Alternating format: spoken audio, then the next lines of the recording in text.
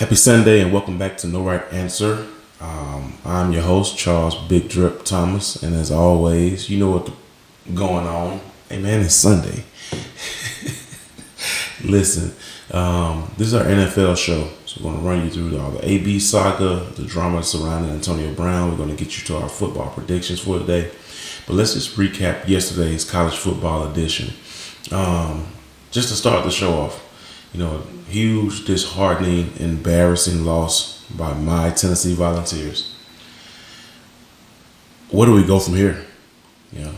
Jeremy Pruitt, where do we go from here? I finally saw Jeremy Pruitt show some passion, have some fire.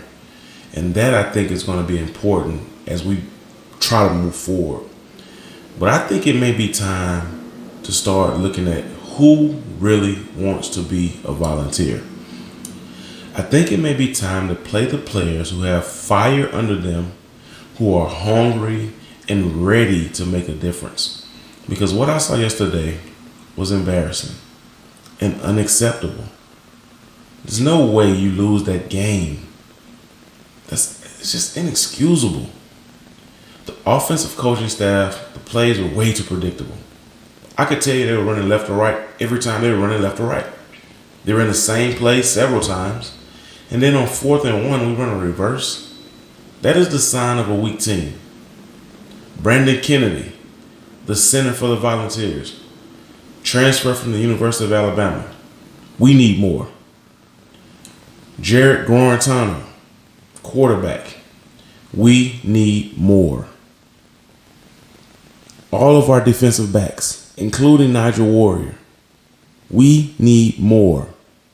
That is just completely unacceptable. And you guys need to go look in the mirror to a man and ask yourself, how bad do you want it? And that's all I want to say about that. That was the first game, one of my predictions that went the opposite direction. I was 5-3 yesterday. Missed on the Tennessee game, missed on the Washington game, and because of a late touchdown, missed on the Texas LSU game. So 5-3 yesterday, college football. Let's get to week 3. Alrighty, NFL football is back. And of course, like always, over the past month and a half, we've been talking about one player in particular, one Mr. Antonio Brown. So, disappointing, embarrassing. The way he carried himself in Oakland. I'm really at a loss for words, He put a lot of players outside of himself in a bad position. They got collective bargaining coming up in the NFL. And one of the main topics that has been a hot button for NFL players is, why is that other sports in America have guaranteed money, fully guaranteed contracts, but the NFL players don't when they play the most violent sport? And this is one of the reasons why the owners are hesitant to give a player guaranteed money. Because from the day he signed his contract with Oakland, he's been nothing but a jackass. And I'm gonna give some credit to John Gruden. Did everything he could to keep Antonio Brown in Oakland. Cussing out your general manager, calling him a cracker, telling him you're gonna punch him, punting the ball, fine me for that, because of something you did. I can't explain it. I don't understand that logic.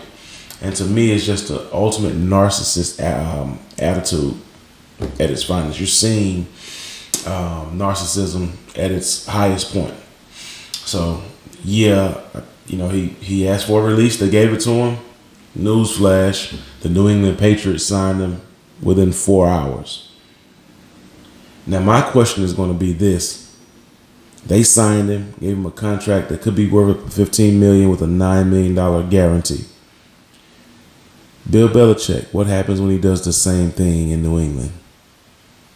I don't see this as a Randy Moss situation, a Chad Johnson situation, where players, just disgruntled with one staff and you can bring him in and turn him around. He did this in Pittsburgh with Mike Tomlin, Ben Roethlisberger.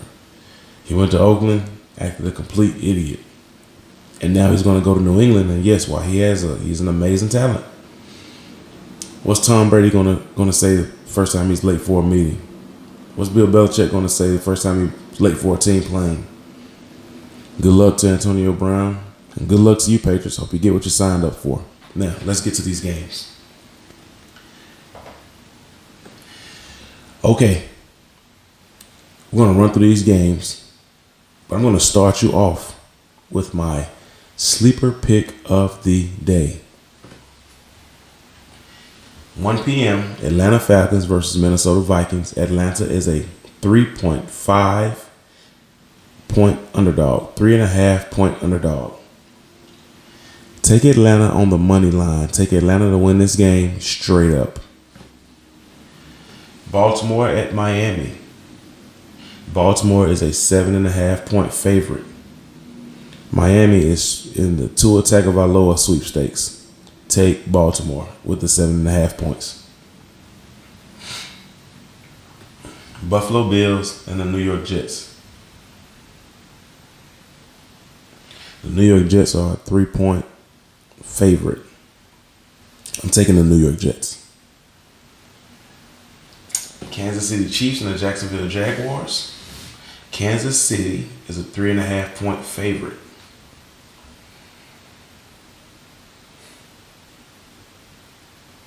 This is a tough game.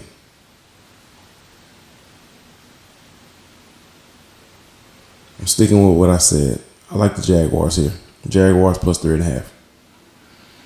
Los Angeles Rams and the Carolina Panthers. Okay. Carolina Panthers are a 2-point underdog. Carolina Panthers plus 2. I'm taking the Panthers plus 2. Tennessee Titans, Cleveland Browns. Cleveland Browns are a 6-point favorite. Take Cleveland. Washington Redskins, Philadelphia Eagles. Philadelphia is a 10.5 point favorite.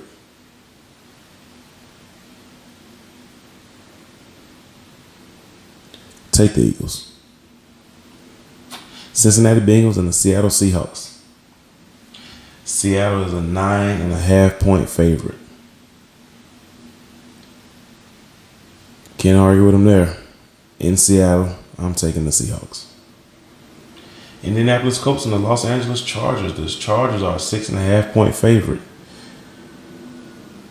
I'm taking the Colts here.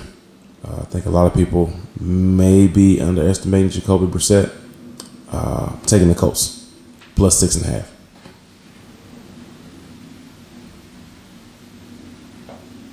Detroit Lions and the Arizona Cardinals. My favorite game of the day. Arizona is a plus 3 underdog. I'm taking the Cardinals. New York Giants, Dallas Cowboys.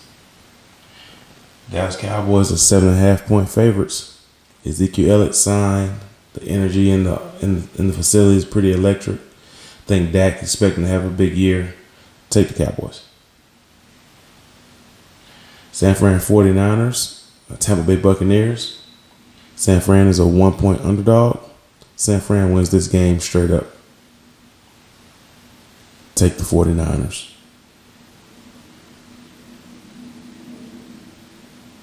Pittsburgh Steelers and the New England Patriots. New England is a 6-point favorite. Take Pittsburgh to cover the 6 points. All right, our 2 Monday Night Football games. Houston Texans, a 7-point underdog to the New Orleans Saints. Impossible. Take Houston plus 7. And last but not least, the Denver Broncos versus the Oakland Raiders. This line has been all over the place all week with the Antonio Brown situation going on. Oakland is a 2.5 point underdog.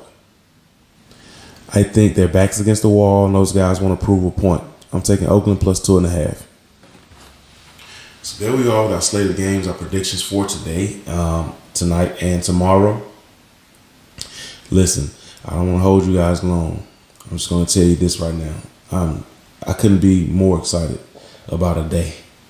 NFL football is finally back, And I am looking forward to seeing these guys get out there and play. If you have a fantasy football team, let me give you one piece of fantasy football advice. Sit Jacksonville defense. They are a great defense.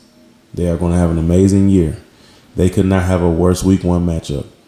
Take Jacksonville's defense, stuff them on the bench this week, pick up San Francisco 49ers defense. They are going to have a field day in Tampa. Trust me on this one. Good luck to you guys in your leagues. Good luck to everybody on your football season. Football is back, baby. I'm not a Falcons fan, but when a guy signs a contract for 3 years, $66 million, it's fully guaranteed. And when he signs, he gets $64 million up front. Hey man, you represent that guy. Respect him. That's how you carry yourself. Young kids looking to get into the NFL, ranks of professional football. You carry yourself like that, it pays big dividends, right? This is a profession. You carry yourself as a professional, and that pays off in the end. Would you rather have $64 million at signing? Or would you rather be going from a team where you had $30 million guaranteed to a team that's only willing to give you a 1-year contract that could be worth up to $15 million and just guarantees you $9? 64 at signing on a 3-year fully guaranteed, or 9 guaranteed on a 1-year possible 15? You do the math. Hey, this has been another episode of No Right Answer. Thanks for tuning in.